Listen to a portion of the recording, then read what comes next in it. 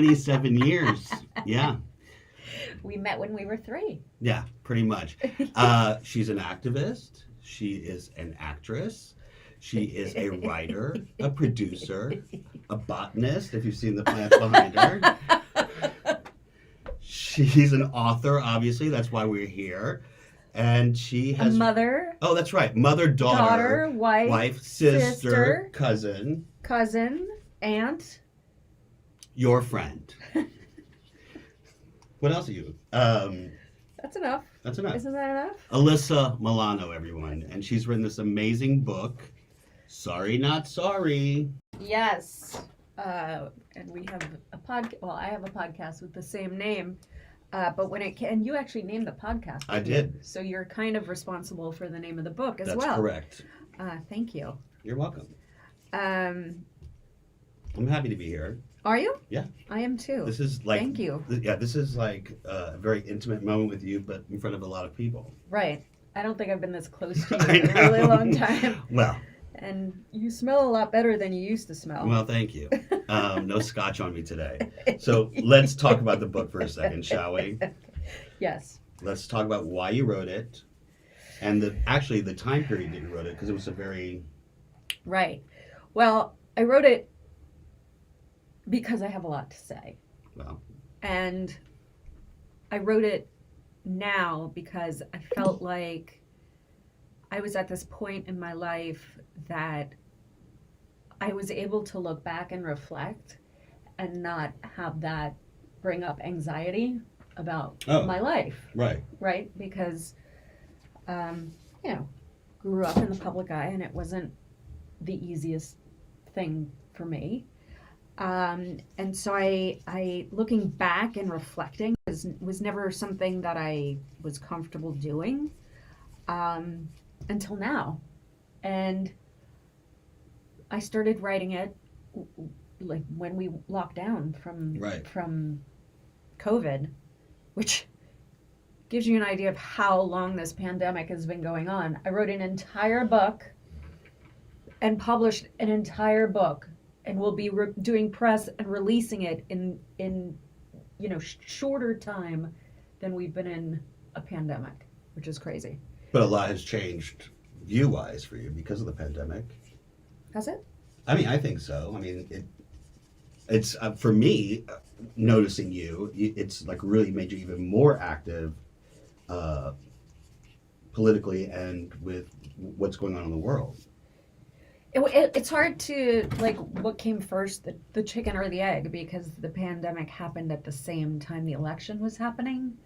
So my, political activism, I was able to focus a lot more on the political activism because we were in lockdown and I didn't have, I didn't have obligations in my acting or producing or anything else to meet. So I had to, I had plenty of time to sit and reflect and write. And it was, you hear a lot of authors say it was so cathartic to write this book and to look back. And I was going to ask you, is it cathartic? But no, it wasn't cathartic, because to try to marry like my being and my fulfillment with the way I see the world and the way I see certain issues, plus trying to include as much as possible from my own life, because I really wanted it to be like a timestamp, and not only a timestamp of where we were as far as the pandemic and politically where we were as a nation, but also a timestamp for my kids, because there's, we're going to talk about this time in history, right? 20 years from now, we'll be teaching about the pandemic. And so a lot of it became like, for me, what do I want my kids to remember about this time? Where we were as a country, as a nation, where we were as a member of a global community, where we were as a family. And so I picked out an excerpt to read. And by the way, I I read the audiobook, which talk about not being cathartic. I'm not a great reader. I'm dyslexic. I have a learning difference. And so to get through this entire book with a microphone, and of course, being an actor, I felt like I had to perform every essay. So the book is a book of essays. Okay, so it's a memoir, but it's each essay has its own beginning, middle, and end, and the topics range from family things to my political activism to South Africa to it's all over the place. But I thought that I would share, as we're talking about wanting this to be a timestamp of my life and use my activism as a mirror. I thought I'd share the chapter about my daughter, Bella, which, by the way, if you want to be really depressed, I'm her godfather. yes, that too. No, if you want to be really depressed, go back and look at pictures of your children from the beginning of the pandemic to now, and see how much they've changed and grown. I don't know if I'll get through this whole. I probably won't get through this whole essay, but I'll find a good place to stop. Bella, are you just gonna? I'm gonna see if I can read with you. Go ahead. Are you just gonna look at me though while I'm reading? Do you want me to? I don't. Maybe check your email or something. All right. Okay, my sweet Bella. Years from now, when you think back to this time in your life, I want you to remember the pandemic we lived through, the good and the bad. And no matter what you hear, no matter what you're taught about it, and no matter what happens between now and when you're old enough to read this, there was plenty of both during this strange and scary time. We were so lucky. I mean it. So lucky. But a lot of other people weren't. Hundreds of thousands of people died agonizing deaths, many of them alone, many of them terrified. People drowned in their own mucus while half of the country tried to pretend the pandemic wasn't even real. Whole cities were shut down, and people fought for toilet paper. Small businesses closed, never to reopen again. Some big businesses too. This put such a strain on our economy and our standing in the world. What's really sad about it is that the very richest people got even richer while the rest of the world got so much poorer. We saw everything that is broken in capitalism under the brightest, most revealing light, and as usual, the people who had the least suffered the most. I want you to remember that millions of people, including people we love, had to work in unsafe environments, risking their health as essential workers just to keep food on the table. But there you and Milo were. As you took your afternoon naps less and less frequently, I would lean my head on your door jamb, watching your chest rise and fall gently with your breaths. And I wonder if there was any way I was doing this parenting thing right at all. I've always been a worrier. Even in the best of times, raising children during a pandemic wasn't something I had prepared for or had even really considered. I'd traveled the world and seen such suffering in so many families, but never had I imagined the problems that hurt so many people around the world would exist here in the United States as well. I hope that as you're reading this, it is a distant memory tucked away somewhere between that time Milo had to get his eye glued shut because of the golf ball incident and the time you stepped on a bee and your little toe swelled up. It's important to know everything that I'm telling you. It's important to internalize it, to make better choices than your mom's generation did when we had the chance to decide. But the things I want you to remember are different. They are the things that I hope that you can look back on in the dark of your own personal fears and know that you have connections deeper and more powerful than anything the world can throw at you. I want you to remember the countless nights you slept in my bed as the world outside ground to a halt.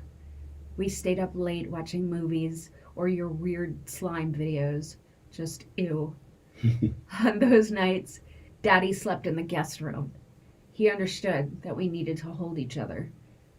He wasn't getting away. He was giving us a place to be connected in the special way you and I connect. I want you to remember our dogs. You loved them so. They were so happy when we were home with them all day. And I want you to remember the day we brought Halo home. His bright blue eyes burning with play and curiosity and love for his new family. I want you to remember me and Dad working from home and meeting in the kitchen for lunch and a smooch, and the slow dances with you in between us. I'm getting weepy. Oh boy. I think it's good. Is that enough? Anyway, It goes on and on. I mean, it's interesting because we, not only did we go through the pandemic, we were part of the pandemic because we both had COVID. Yes, correct. And why don't you tell that story while I sign a little bit? Yeah, so Alyssa and I were in Portland. She was doing a movie in Portland at the end of February, beginning of March. And on the last day of shooting, we had to go to a wedding in New York for some family. And But people might not remember that the pandemic, like the hot spot, was in Portland. it was in, yes, the Seattle, Portland area. Right. The beginning of the first hot spot. first hotspot. Yeah. And I'm hiding, listen, I'm all about the trends. So when I remember hearing about the N95 masks, and I was like, I should probably get these. And when I saw that I couldn't get them, I started freaking out, but without her knowing that I was freaking out. Because I was shooting a movie. Because she's shooting a movie. So I'm literally trying to get masks from anywhere. And I'm going, there's no masks around. Even though at that point, the pandemic, I never thought it was going to be a pandemic. I just was like obsessed with the masks at that point. And it was like his gimmick. It was my thing. It was like his thing. He was calling paint supply companies and, do you have any masks? Yeah. And nobody had masks. Well, I did find like one of those like big gas masks. Which I ended up buying. And wearing to lunch. So, anyways, we ended up flying to New York for a wedding just for a couple of days. We flew back. She flew on the 8th. I flew back on the 9th. On the 10th, I was deathly ill. But we went from Portland hotspot to New York hotspot for a wedding, and so we are kind of unsure if well, we timeline says more than likely Portland. So anyways, I was deathly ill, but I was hiding my illness from Alyssa because, as she read in the book, her worrisome, like it will drive you. I have anxiety. She gets anxiety, and talk about my anxiety in the book too. And so it worries. So I was hiding. I hadn't had the flu in 20 years, so I thought, okay, for sure it's maybe the flu, but it wasn't like that at all. It was much worse. And she was sick at the same time. I got 2 other people sick. It was just, You were patient zero. patient zero in our circle. In our lives. Yeah.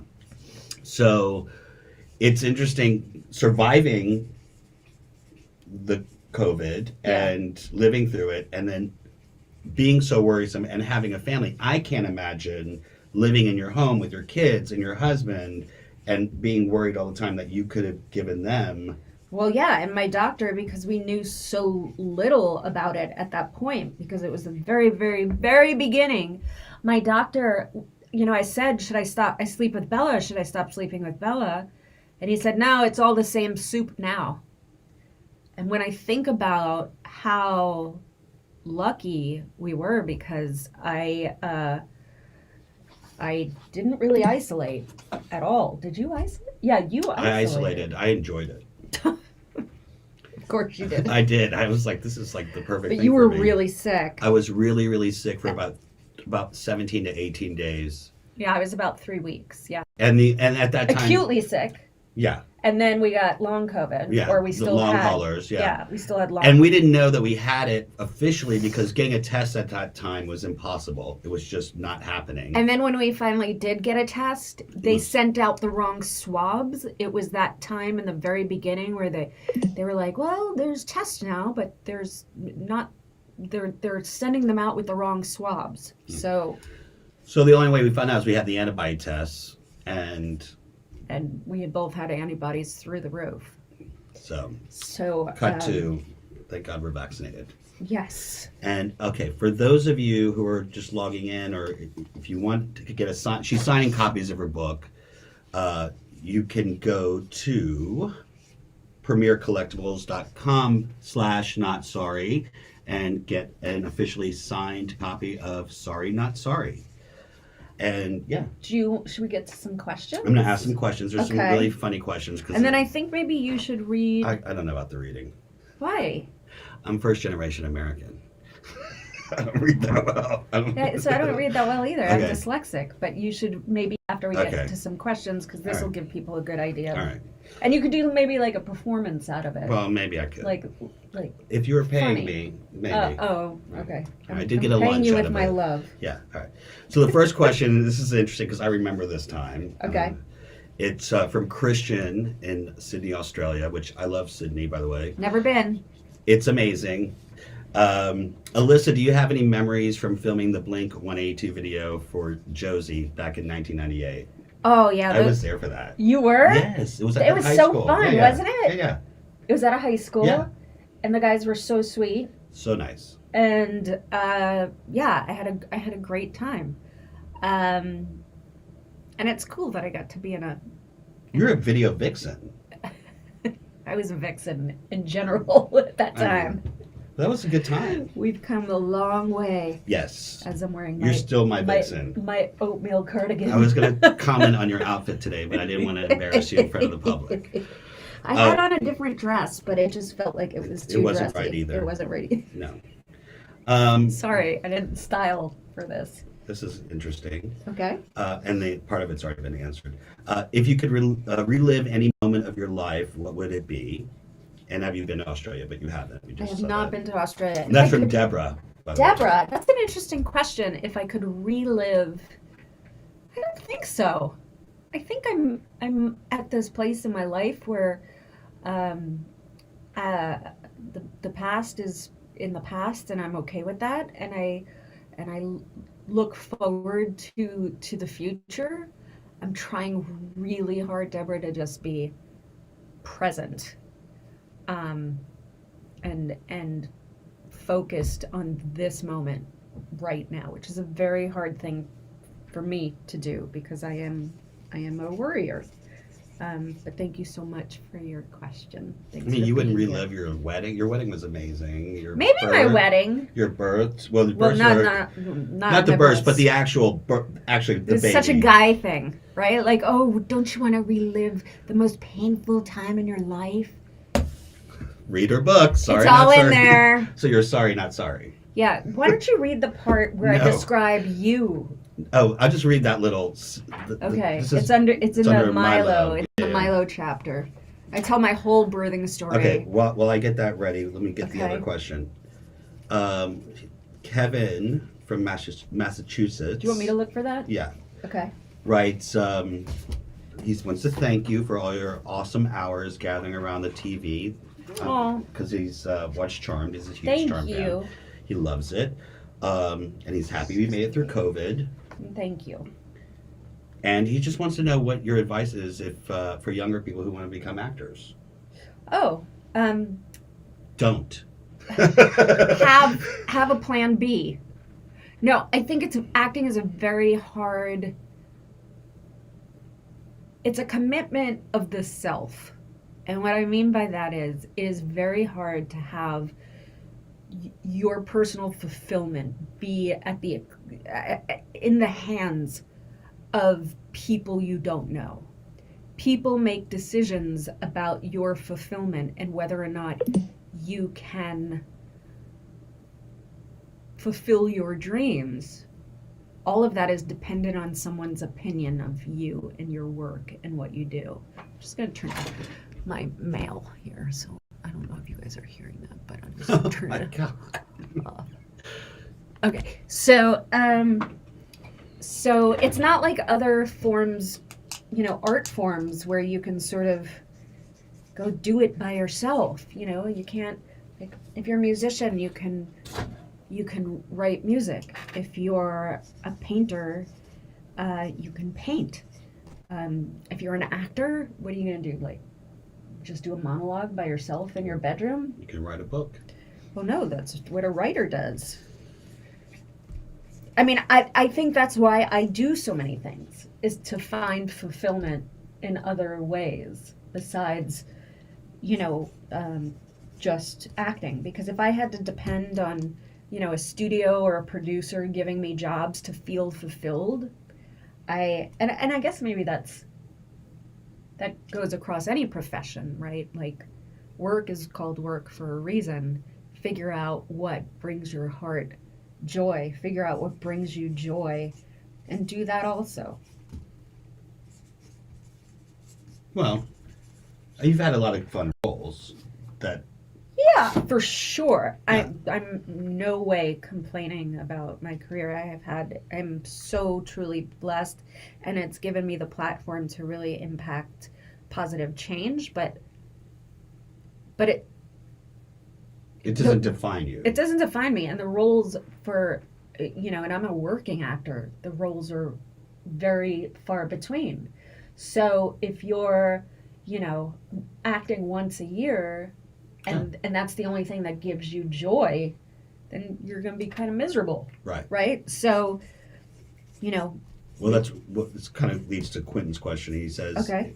How important is it to you to pick roles that inspire or teach some sort of life lesson?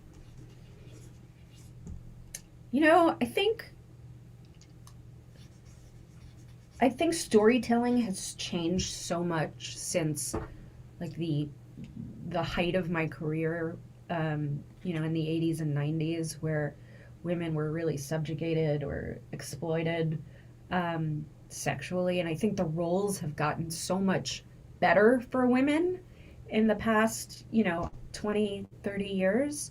So it has become a lot easier to choose roles that mean something.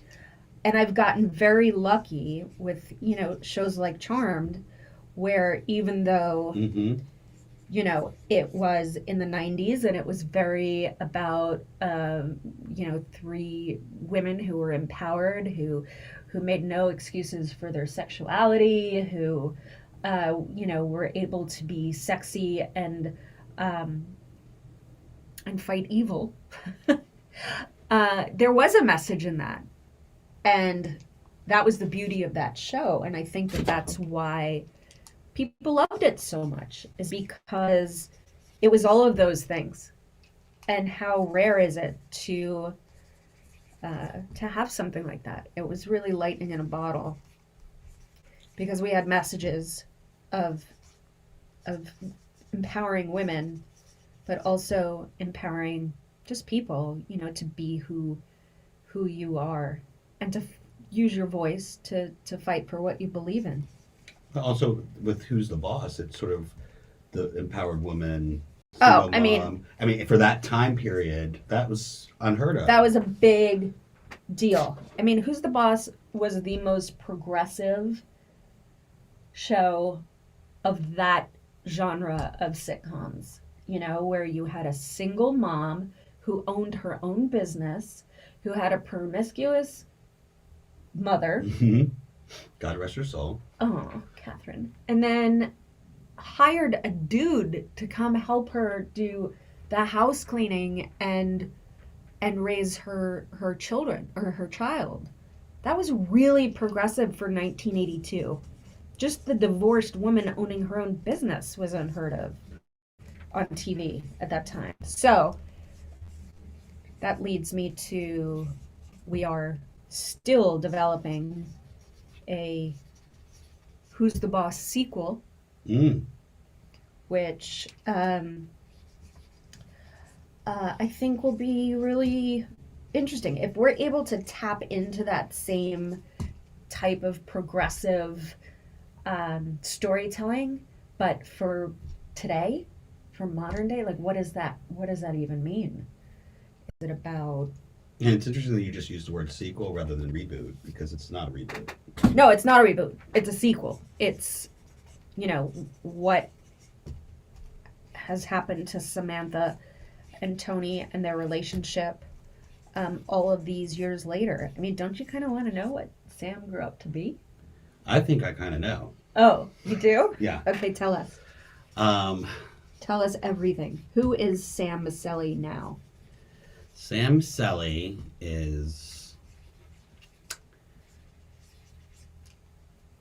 I don't know. Okay, all right. So that's why we need the sequel. Yeah. Okay. David has... I think it's the next page. Is it?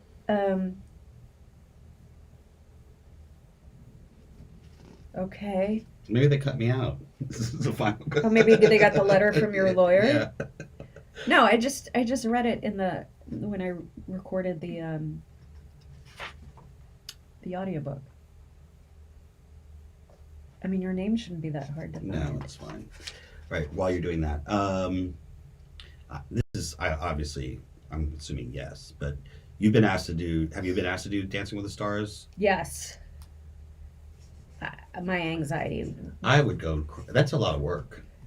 My anxiety would not do well Under that pressure. Under that pressure of I live. think. Performing live. Oh, No. Nope. Could never do it. I would love to see you cha-cha. Well, you did. Yeah. You have seen Yeah. me cha-cha. Yeah. We took ballroom dancing classes together, me and Allah. Before David came along. You want to tell everybody about the speech you gave at my wedding? About how he's going to ruin my life. Yes. That part. Yeah, no, I love David, her husband. Like, he's like a brother to me, so I can't say anything negative. But, you have to understand that we've been together for many, many years, and I always tell David, I was here before you, and, I'll be here after you. Although there will be no after. I'll probably go before David does. But so I had a lot of perks with the Alyssa Milano life. At least he's honest about it. Gift bags. Frequent flyer mileage, hotel stays. It was fantastic. And then he decides he wants to travel with her and go to the events and all that. So I lost a lot of those perks. Right. But look, you gained David. Right. I gained David. I gained Milo, Bella. And Bella. I gained David's family, who's amazing. David's family, yes. And now I just go on political events with her, like protests, and yes. I just go to places where I can get COVID very easily. Super spreaders. Super spreaders. Which, by the way, I have to say, for someone who's not an activist, who doesn't know much about the political system, and what's great about this book, I think, is that I learned so much just being with her and seeing what's going on. I walk into like a situation like a protest or when we're lobbying in Capitol Hill or whatever, and I'm like, the first thing I say to myself is, what the hell am I doing here? And I end up leaving there going, wow, thank God I came. So it's such a learning experience. If you ever can get involved with anything, you should, because there's so much. Yeah, what people don't realize is anyone can go lobby. Anyone. If you have something you believe in, you can go to your elected official's office, whether that be in district or in DC, and ask for a meeting and have a conversation with your elected official about anything. It could be gun violence prevention. It could be getting vaccinations, to people who are most vulnerable globally. I can't find your part. It's fine. Okay, it's fine. read they have to this. buy the book. Sorry, not sorry. Okay, yeah. Buy the book and you'll be able to Yeah. read what I wrote You can about get it. Allah. And by the way, he was not happy about it. Well, I'll just give you a little snippet. She introduces me and describes me as her friend who smells like Marlboros and Scotch. in her birthing room. I mean, it's true. But I was there for 24 hours. Okay, I was there for So both imagine births. what you smelled like. The second birth, I was actually in the room. That's a true story. Allah was in the room for Bella's birth. Yeah. So wait, so Allah, I mean, do I even tell that? But Allah told the anesthesiologist, because I had C-sections, that I was Allah and David's surrogate and that I was having a baby for them and their relationship. And just let me back up. The guy didn't know who Alyssa was, so he honestly believed it. So the whole and my time, doctor went along with it. My Yeah. doctor thought it was hysterical. So the whole time he was like trying to get me involved in the birthing, and I almost passed out. They had to give me oxygen, the whole bit. It was, of course, he made it about him. well, I had to.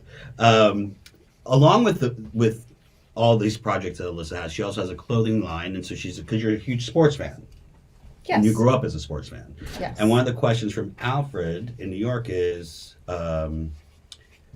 there one player you especially wish you had a chance to talk to? Ooh, that's such a good question. I mean, Jackie Robinson, obviously, but also Roberto Clemente. And Roberto Clemente, because he was one of the first athletes that understood the importance of having a platform. And he actually passed in a plane accident while he was getting supplies to Nicaragua after an earthquake. Oh, I didn't know that. Yeah, I think it was Nicaragua. But anyway, so yes, those two people. Otherwise, you know, I've been so blessed. Like, I've had incredible conversations with Derek Jeter and, you know, all of the, you know, the players of our generation that are in the Hall of Fame. I've had the honor of meeting, and yeah, so I would pick Jackie Robinson and Roberto Clemente.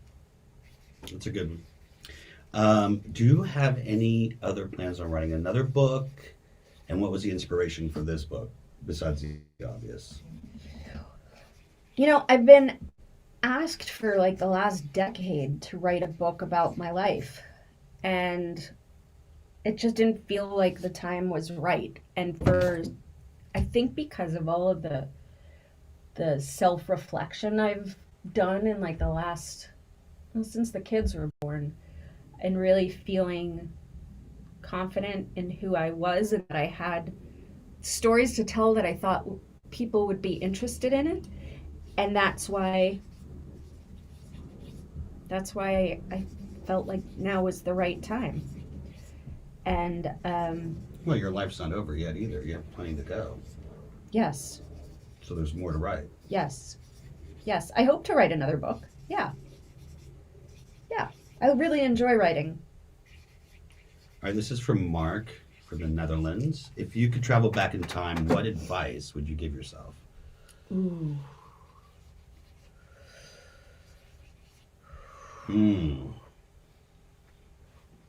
Things that make you go,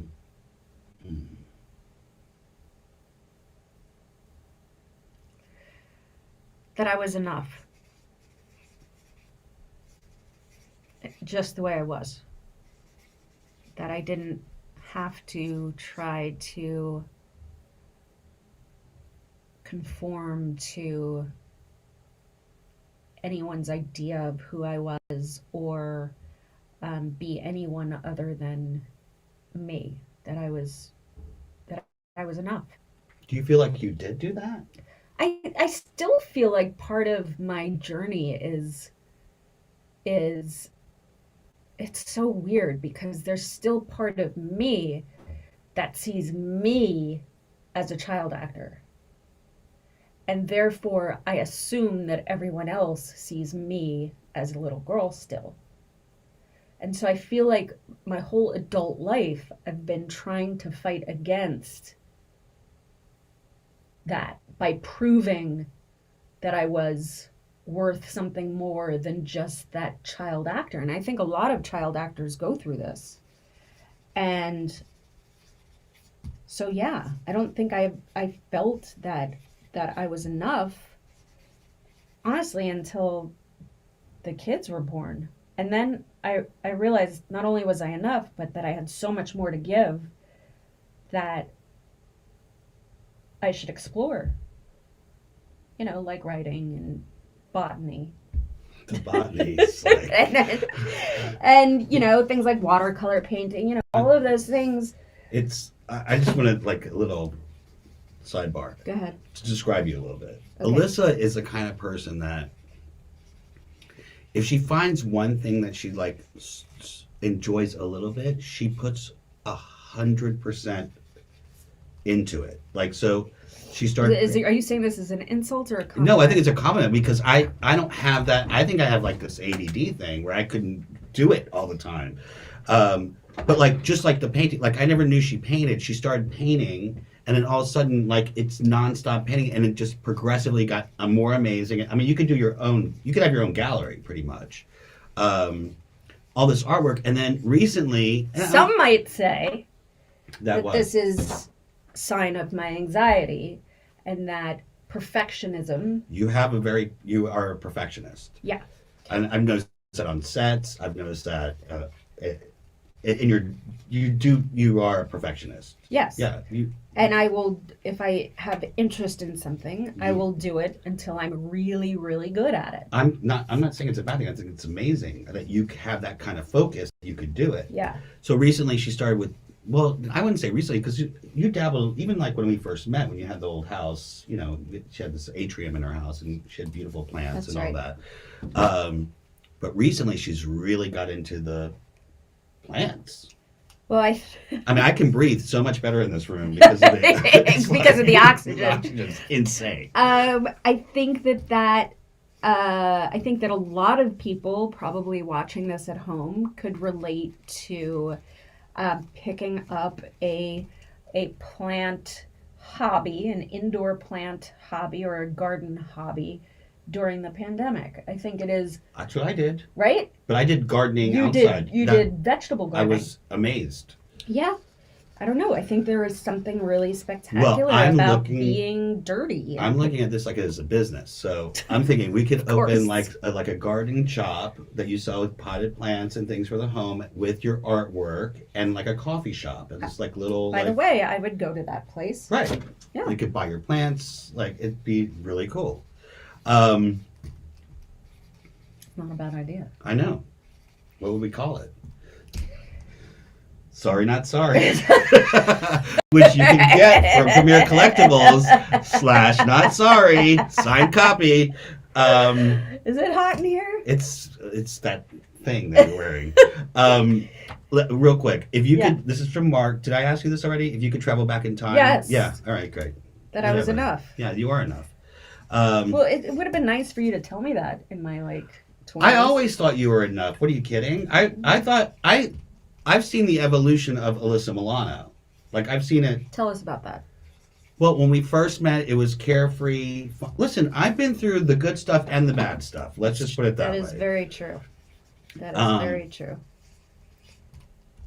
You've become this. You are an entire person now. If that makes any sense. You are, for me, you're fulfilled. Like, you've done everything you could possibly do and more. And I think there's so much more to do. There's so much more to do, which is book 2. I'm sorry, not sorry. Again. That's the title. The sequel. Again. I mean, I loved you. Like, I met you before Melrose Place. Right. In fact, I remember we were sitting on Laurel Canyon. I had just done Hugo Pool, right? No, I think Hugo, yeah. Hugo Pool was, I met you during Hugo Pool, right before Hugo Pool. But I remember we were sitting, and I was a Melrose Place fan. We were sitting at the Starbucks on Laurel Canyon and Ventura Boulevard, and we were with another friend of ours, and you were sitting having coffee, and you said, guess what, I just got offered Melrose Place. And she asked us if she should take it. Now, the two people she were talking to were huge fans of Melrose Place, and we're like, are you effing kidding me? Yes. And so, yeah. And what happened? From that, charmed. That's right. Uncle Spelling. I took your advice. Uncle Spelling. So really, you're responsible. Again, title. I'm nothing without you. I know. This is surreal. I need to write a book. All right. So speaking of charm, then, Okay. so this is from Jerry, and he's from Hi, Jerry. Kansas. Hi, Jerry. The series Charmed is one of his all-time favorites. Me too. During your time on the series Charmed, what is one of your most rewarding experiences and one of your most challenging? I think the most challenging was to be like in your 20s and feel like you've dedicated a lot of time to a show. I mean, we worked 80-hour work weeks. It was insane. It was really intense for 9 months out of every year. And so, you know, and then I woke up and it was ending and I was in my 30s and I was like, what? Where'd my 20s go? Well, we did have some sort of social life. We did, but it also revolved around the show. Yeah. Yeah. I mean, and during that time, Hollywood was so different. So different. I mean, you could smoke inside. Yeah, it was just a whole different life. I kind of miss those days. I bet you do. All right, this is a good question from Okay. Christina in New York. On a scale of 1 to 10... My Christina?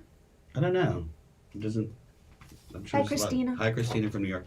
On a scale of 1 to 10, how candid do you get in Sorry Not Sorry? 10. Really? Have you not read it? I only read snippets because it said it wasn't... I wanted to see what was going to happen. I Okay, like to... read this for I everybody. need to get glasses. Okay. Do you want mine? Do you want mine? They're cute. Oh, Okay. look at... Show everybody that. Oh, it's thin optics. You just put them on. Sorry. What am I reading? Just, you know, the Okay. inside so people get an idea of what the book is. All right. Alyssa Milano's sharply observed, uproarious, and deeply intimate ode to the life she has lived and the issues that matter most. You know what? This is in there on the page with them. Oh, it is? Yeah. Oh, okay. Yeah, we're no fools. Wow. Good So- job. Uh-huh. Yes, very intimate, Christina. I mean, personally, professionally, and through activism. I mean, I'm definitely going to make some waves and maybe some Oh, for sure. enemies. But again, sorry, not Not sorry. sorry. Speaking of, is there anything that you left out that you wish were in? Or I know that you had to write more than what there had to be. You know that. No, No. I mean, everything that I wrote is in the book. I mean, it's very intimate, and the way it's shaped is kind of using my humanitarian work and my philanthropy and my activism as a mirror into my life and my ideals and what I believe in. So it's really intimate. I think everyone will learn a lot about me. So this question is interesting. It's from Julian, again in Australia. A lot of Australian fans. We have to go to need to Australia. go. We need to do a signing in Australia. Perfect. All right. Hi, Alyssa. My question is more for advice around how you handle conversations where you have conflicting opinions from people close to you, close friends or family.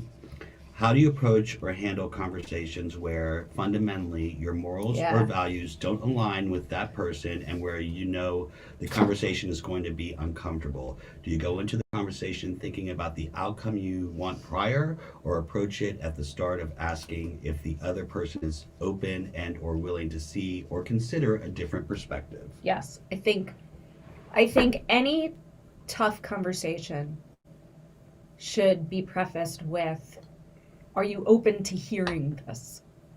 Are you open to this suggestion? Are you open to having this conversation? Not that that is going to make it any more comfortable, but I think it's really, really, really important that we have the uncomfortable conversations with people with differing opinions.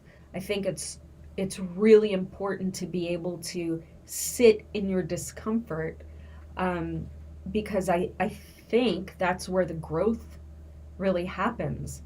And not only personal growth, but also relationship growth. So don't shy away from the tough conversations, but ask permission first for sure. Because sometimes people just aren't in the frame of mind. And you have to be okay with that outcome. You have to be okay with feeling like it's time to walk away or take a break from that person. And also I be what do open. you think? Well, I think also to be open to be surprised. Yes, for Because sure. during the pandemic especially and the election, I learned a lot about a lot of people I didn't know had certain views, and which I don't judge. I just was surprised, Right. and that was hard for. I mean, I don't know how you take it, but I was like, So, whoa. but what this question is did you confront people Yes, with, I have confronted people with it, and and how did that go? sometimes it goes great, and sometimes it doesn't, depending on who it is and their personal beliefs. Sometimes they can cancel me for my views. Nobody's canceling any. We got to get rid of the cancel culture. There's an entire essay about canceling cancel culture Agreed. in this book. How do you deal the same kind of subject, but how do you deal with all the negative scrutiny on a personal level for being an outspoken activist? I look at it as the issue, and what I'm fighting for is more important than my hurt ego, and putting myself aside for the better good of what I'm fighting for. This question is really good. This is from Jennifer in Los Angeles. Like you, I have 2 kids, 1 boy, 1 girl. Do you share the sensitive issues around our nation today with them? Women's rights, the craziness in Texas, etc. How do you explain these important issues to kids so that they can understand and be mindful even at their young age? I do. I do.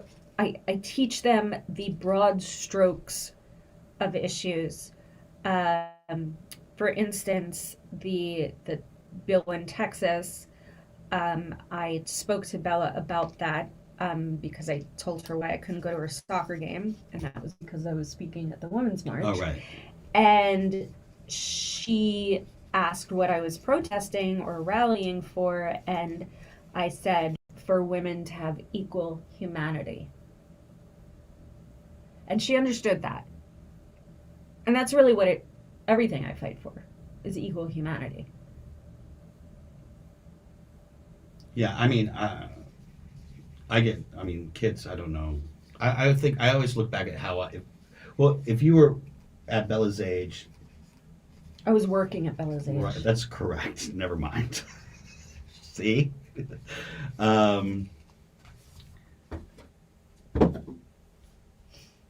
She better start Yeah, picking she's up got her to. slack.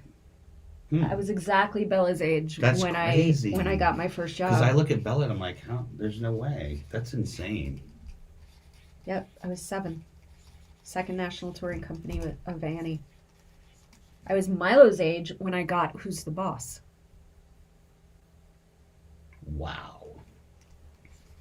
Wow. What else? All right, so this is from Astrid. I love that name. I do too. From Netherlands. Wow. What is something that puts you at ease when having a rough day besides, of course, your family? Painting, gardening, nice hot bath, food, carbs. Carbs? I love carbs. Yeah, no.